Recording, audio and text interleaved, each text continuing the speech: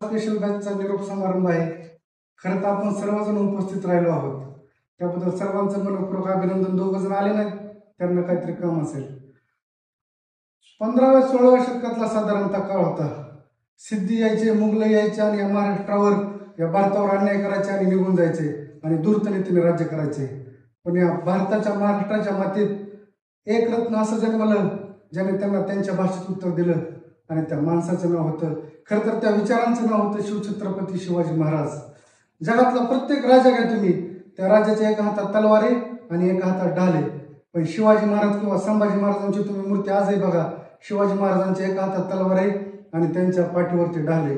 शिवाजी महाराजांना माहित होतं की आपल्यावर वार हा शत्रू कुठून होणार नाही, कारण शत्रूच्या ती ताकद नाही, पण आपल्यावर वार, आपल्या पाठीवर वार हे आपलेच करणार आहेत। या शिवाजी महाराजांच्या विचारावर मला एक शेर आज आठवतो, मतलब के है यार दिलों के काले हैं, मौका मिलते ही सबके सब डसने वाले हैं, और किसमें कितना जहर है हमको है मालूम, सबसे ज्यादा साफ हमी ने पाले हैं। खरं तर शिवाजी महाराजांनी आपल्याला विचार करायला लावणारी गोष्ट होती की शत्रूचं सैन्य मोजण्यापेक्षा आपल्यातले फितूर किती आहे ते मोजा, हे शिवाजी महाराजांची आपली शिकवण होती। सर्व 18 पगड जातींना एकत्र करून, सर्व आपल्या विरोधकांची तह करून किंवा ज्या त्या प्रसंगी जेथे आक्रमक किंवा संयमी भूमिका घेऊन रयतेचं राज्य शिवाजी महाराजांनी 2-3 पिढ्यांपर्यंत चालवलं। ही सोपी गोष्टी नव्हती करत मित्रांनो। शिवाजी महाराजांनी एका बलाढ्य औरंगजेबासारख्या शत्रूला जेरीस आणलं होतं। औरंगजेबा खरं तर शिवाजी महाराजांना शत्रू नव्हता, पण औरंगजेबाला आलमगीर ही पदवी मिळवण्यापासून शिवाजी महाराजांचं सह्याद्री हे महाराष्ट्रातील राज्य त्याच्या ताब्यात नव्हतं, म्हणून त्याला त्याचं तख्त कधी दिल्लीचा औरंगजेब बादशाह म्हणून घेता आलं नाही। हे शिवाजी महाराजांचं आपल्याला धड समजावं लागेल की औरंगजेब आपलं सगळं सोडून या महाराष्ट्राच्या नादी लागला होता। खरंच मित्रांनो सांगायचं, आपल्या आयुष्यातलं सगळ्यात मोठं ध्येय कोणतं सांगा बरं, कोणतं असेल? किंवा अचिव्हमेंट आपली मॅडम तुम्ही सांगा कोणती असेल? तर मी सांगतो, आपल्या आयुष्यातली सगळ्यात मोठी अचिव्हमेंट म्हणजे आपल्या शत्रूंना आपलं प्रामाणिकपणे कौतुक करणं।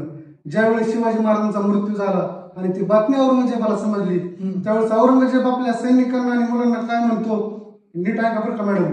औरंगजेब म्हणतो, औरत गाना ना शराब शिवाजी को कभी मालूम ही ना था, शिवाजी ने मजबूत किले नहीं, मजबूत जिगर के लोग बनाए, हमने लाखों की करोड़ों की जहागीर दी मराठों को, लेकिन मराठों ने जहागीर को थूक दिया।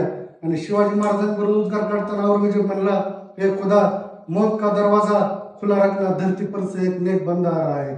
आपण खरं तर शिवाजी महाराजांकडून काय बोध घ्यायचा, तर समाजासाठी कसं आपण उपयोगी पडावं। शिवाजी महाराजांना जर पैसाच कमवायचा असता, संपत्ती कमवायची असती, तर त्यांनी अफाट पैसा कमवला असता, पण त्यांनी एकही रुपया स्वतःसाठी कमवता नव्हता, रयतेसाठी वाया घातला। शिवाजी महाराजांकडून हेच बोध आपण घेतलं पाहिजे। खरं तर मला अजूनही या शिवाजी महाराजांच्या भूमिकेबद्दल एक शेर जाणवतो, मिली थी जिंदगी किसी के काम आने के लिए, लेकिन जिंदगी गुजर गई कागज के टुकड़े कमाने के लिए, क्या करोगे इतनी दौलत कमाकर, ना कफन में जेब है ना कबर में अलमारी, ये मौत के फरिश्ते तो रिश्वत भी नहीं लेते।